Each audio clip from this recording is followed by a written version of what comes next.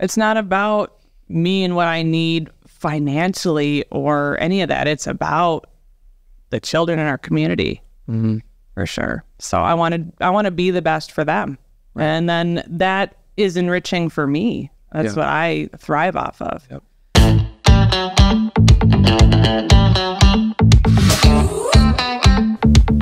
This is the Buffalo Community Podcast, all about the greatest small town in the USA, the people in it, and how it all works together. Here are your hosts, Tyler Reese and Mark Benzer.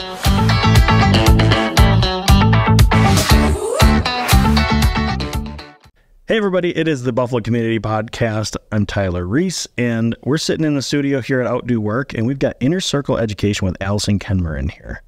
Allison, thank you for coming in. Thanks for having me. Yeah. Tell us a little bit about yourself, and then more importantly, tell us a little bit more about Inner Circle Education. Less importantly, you're more important. Well, even like I said before, I'm not used to hearing my last name is Kenmir, so I'm very excited about that. So thank you.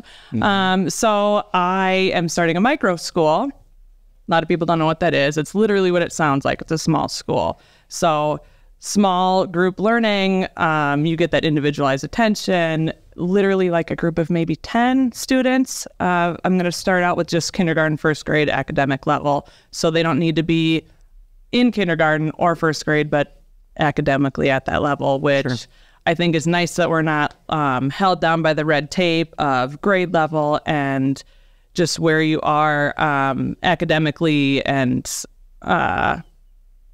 like comparing ourselves to our peers and stuff. We don't have that pressure. So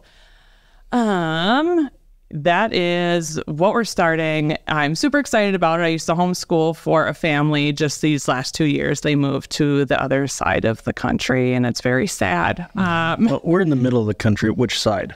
They moved to the east side. They're in Connecticut. Okay.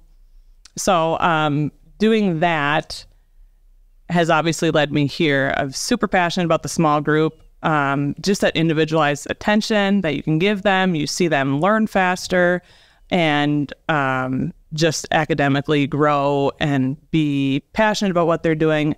And my favorite part is I get to learn exactly who they are, the ins and outs, how they tick, their passions, all of that. And then I can take our curriculum, take the lessons, and really just shape it around who they are, what they are, how they learn, and just how I can engage them best. So, and to see that growth so quickly is so fun.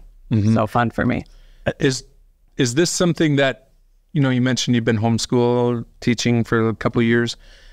Is this an idea that you've had for a much longer time, or was this kind of all coming into existence in the last 2 years? I've had people bring it up in the past, and I was like, nah, I don't want to do that. But then when this family said that they're moving, that I was working for, and I was like on Indeed looking for jobs, and I'm like, I don't want to do anything else but this. I have my dog at work with me.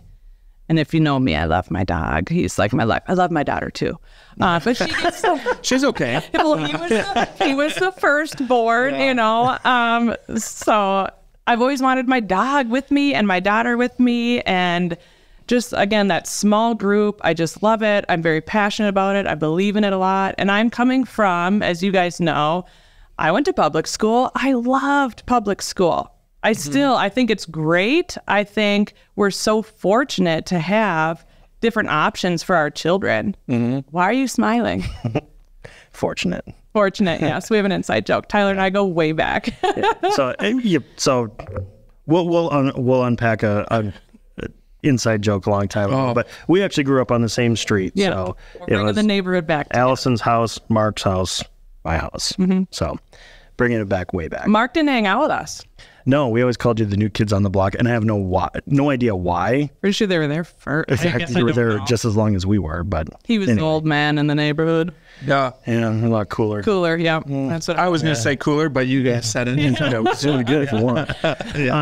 So when people are thinking about a smaller micro school, and you said not stuck by the red tape, is there accreditations of like, okay, once they do make that transfer into public school, I mean, how does that work? So literally, if you want to homeschool your child, anybody can in the state of Minnesota. Me homeschooling for somebody else, I have to have a 4-year degree. I have 2. Like, is that still a thing? We brush the shoulder. It's like junior high. I can't believe that. So if a child or if a family wants their kid with me, they have to like let the superintendent know, fill out a form, let them know we're homeschooling. I would be their like tutor, technically. So you still have to follow some of the curriculum from the school? No, the school, no. So I'm not affiliated with the school whatsoever. They let them know, hey, we're going to homeschool. It's me. It's a partnership between me and the parents, which is great.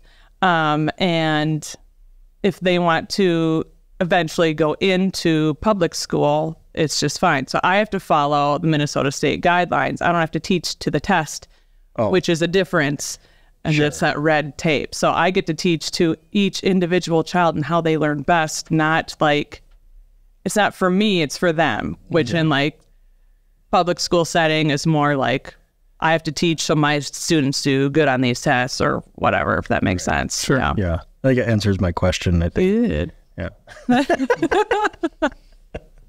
So you're planning on just starting. You've got a lot of the background stuff done. Are you looking for more people right now? I am. Yeah.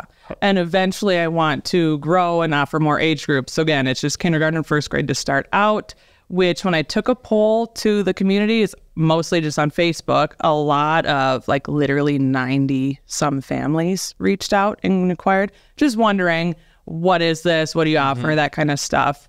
The biggest need was kindergarten and first grade. So that's what I'm starting with. And then eventually I want to like find another teacher who has that same passion, same mindset, same drive as I do, same vision.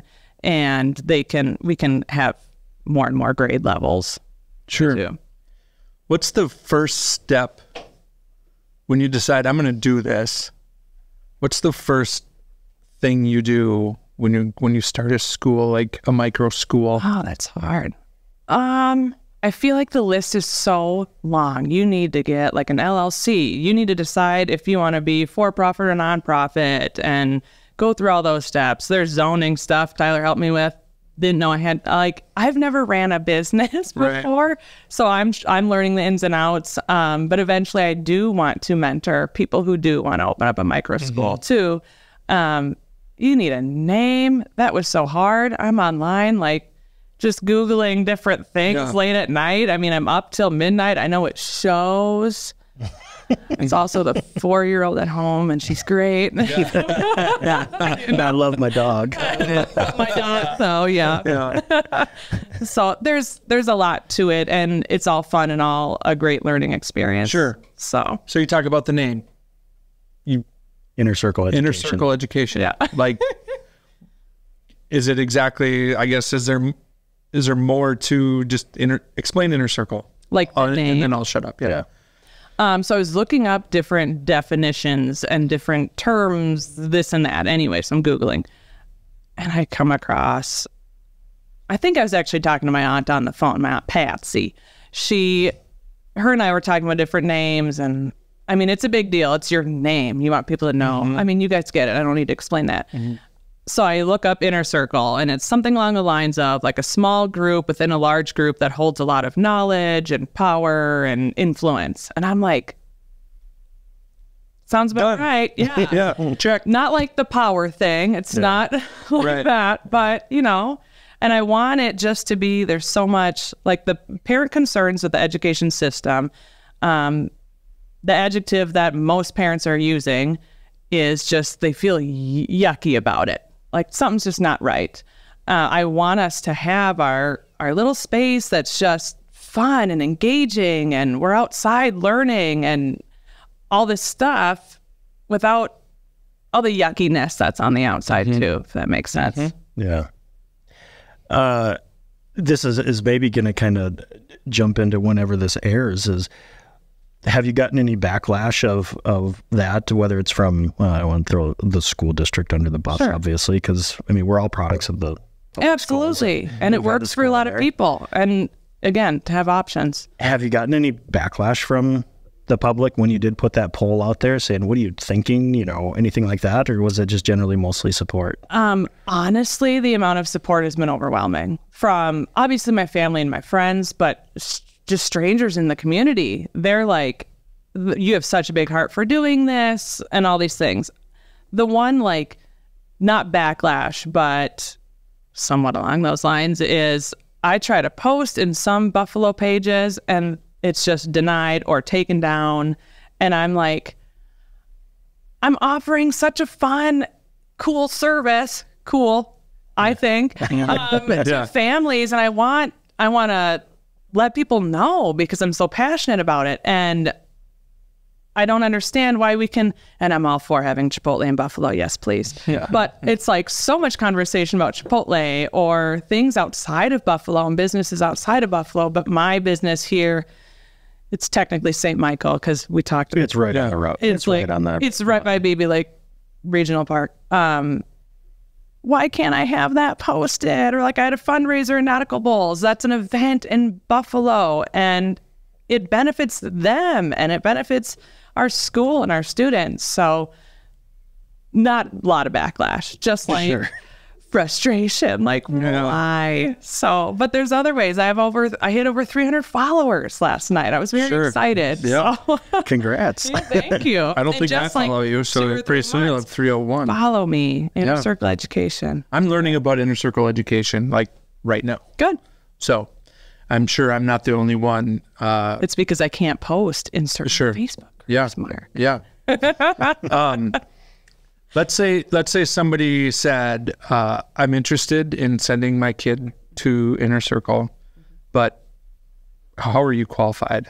I know you got a couple college degrees. I have some college degrees. Yeah. So sold. Done. No, right. Like what? You're passionate. You're educated. Like, tell me. I was trying to think. I think it's been like 11 years in the educational field from teaching, but also administrative. So I've helped open up private preschools and I've done the teaching stuff too. And I have the degrees too. So yeah.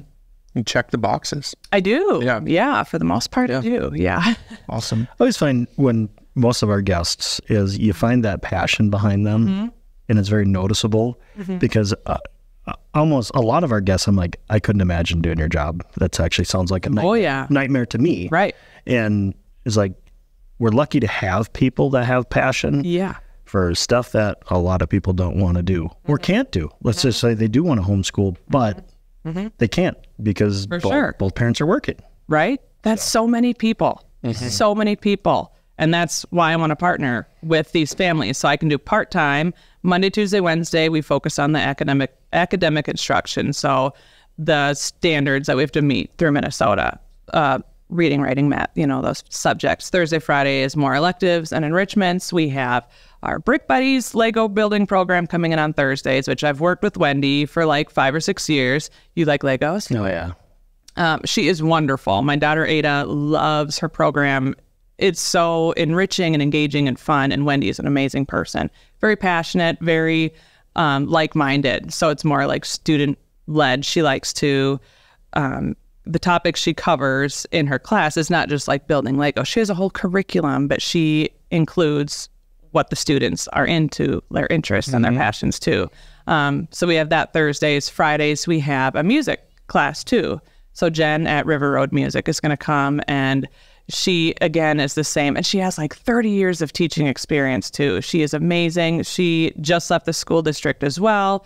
And she is just doing her own thing like I am, and to partner with her is super fun. Again, very like-minded. She's incorporating a lot of movement, which is great, which is much more about what I'm about too, which I haven't mentioned yet. I like to be outside. We take our work outside. One of my students this last year, he wanted to learn about earthworms. Okay, so we're going on a tangent right now. This is what I do. I get super excited. Tyler. And let's talk about earthworms. I just go. Yeah. Well, and that's the flexibility we have with this program. Not music.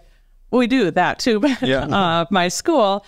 So it had rained one night, and we went to go outside to do our math journals. And on our way, we see these earthworms. Okay, well, the boy wants to learn about earthworms. We are measuring them. We're comparing them. We're drawing diagrams and labeling their parts. Like that's art, math, science, all the things. Time out. How many parts of a worm are there? That's a worm. There's a lot of parts. And I don't know a lot about earthworms, so I get to learn with them, and we're researching. We're using the computer, and he gets to practice using, Google and whatever. So much you can do, and the kids don't even realize that they're doing it. Do earthworms have a tail? No. Just, I believe you. Yeah. Yeah. I don't think so. I'm gonna fact check that one. You should. Yeah. You should. We didn't label tail on our diagram. Then where does it start? Sorry. Right. Anyway. Not the It can be cut in half. I was like, if a worm is cut in half, does it live? It does. Just one side, not the other, typically. So, yeah. Interesting. I didn't know we were going to talk about that. I know, earthworms. But just an example of, what we can do. We're not sitting in a room all day in a school. So just thinking outside of the school room box, which is awesome. Funding. Are you self-funded? I'm assuming there's some type of tuition fee or anything. There is like tuition that. fee, yep. And you can go over that whenever they reach out to you. You take any state funding, or is this just private? Private. Yeah. Just from the families, yep. Nice. And like cool fundraisers like Alex Trogstad did, stuff like that. And I've had so many, like my family has donated money to the school and friends and materials and equipment, and again, the support has been absolutely overwhelming. Yeah. If somebody had a donation, or are there things you're still looking for, or are there things that people could help out with? Do you feel pretty good about where things are at? I feel good right now. I would love child-sized rakes for fall. So the house where my school is my parents' old house. So my mom passed away last fall. My dad redid the entire inside, and he was going to sell it. And I was like, I need a place to rent for this. And how cool to have my parents' house. So the outside of the house needs some lovin's, and I can't wait to have the students help grow plants and do some basic landscaping, stuff like that. Send a couple of those over our way. We're also doing some landscaping. Right? Well, and I want to do community service type stuff and just like life skills. And we're right on Beebe Lake Road, and it's very busy. There's that awesome walking path right in front of the house. I want the lemonade stands, and I want them to build it, and I want them to make the lemonade, but not just lemonade. Let's plant some seeds and sell our flowers, sell our tomato plants, do all the gardening, do all this entrepreneur stuff. I have so many ideas, and and again, we're going on a tangent. I want a huge van to take the kids to the grocery store, field trips, all these experiences, like real life experiences, but also the fun field trips too. Cool. I kind of wish I was in kindergarten, first grade again. Right. Well, and eventually I want older kids. Yeah. And that's the downfall, is I don't want to stretch myself too thin. I want to have I want all the kids. I don't want to take away from the experience of the ones who are there. If I have like a fifth grader and a kindergartner and, all these, I think I could make it work. I'm not 100% confident with it, so I'm not going to do that yet. Right. And then to start out smaller and then grow. It's almost like the one-room schoolroom. It's exactly modern day. Yep, absolutely. With plumbing. With plumbing and no paddles. We're going to put all those hot potatoes out as they walk to school uphill both ways. Right. Yeah. Up and down both ways. Shout out, Mom and Dad. You did it. You did it. I guess when you think, you said you want to grow, you want to expand, like, let's just pick 10 years from now. Like, what would you envision Inner Circle looking like? I go back and forth, to be honest. So part of me wants to grow and become big. Big is not always better. So I think I don't know. I like the group size of like right around 10 students per learning pod, not like grade level. And I'm trying myself to get away from that terminology. But I don't know if I would want it in separate facilities or one big school with the classrooms that big. So I'm kind of teetering both ways as to just like keeping it in a place like at my parents' house. I call it the schoolhouse now. It's like, do we call it dad's house, mom and dad's house? Is it? Yeah. It has a lot of different names. Do I keep it small with just me, or do I grow eventually? I think I would want to grow and just be able to serve more families. Yeah.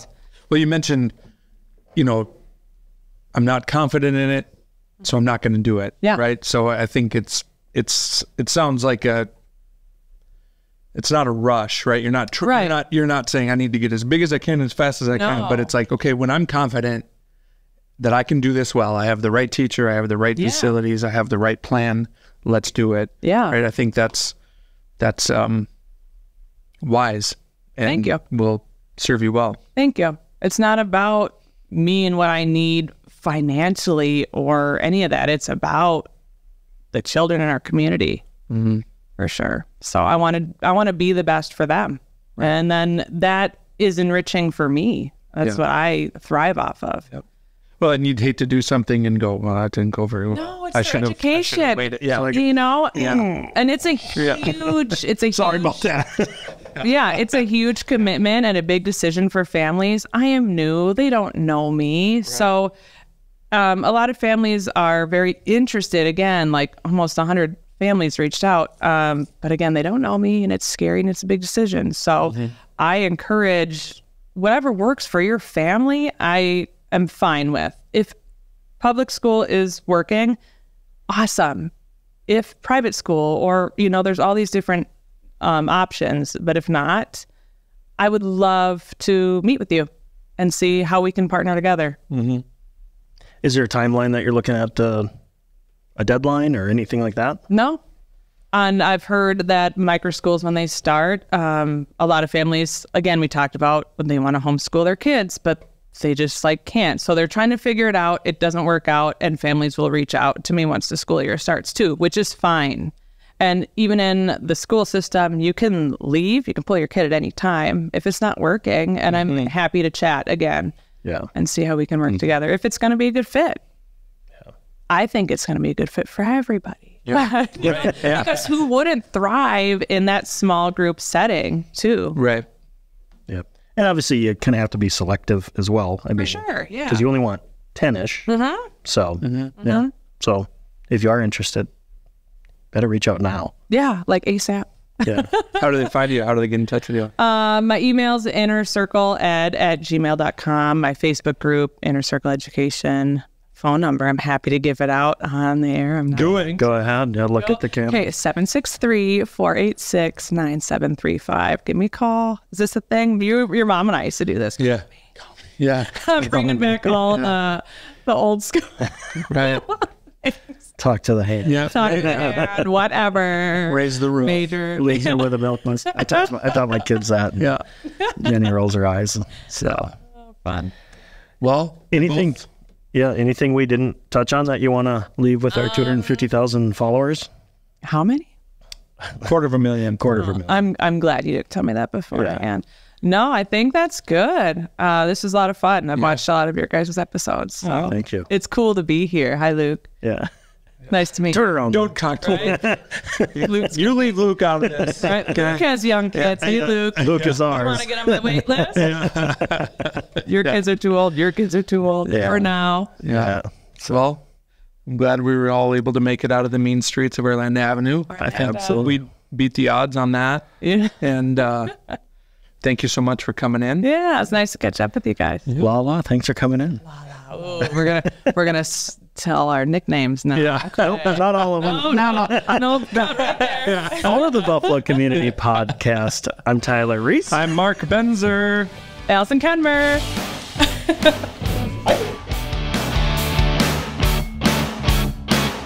Thanks for listening to the Buffalo Community Podcast, produced by Edlin Media.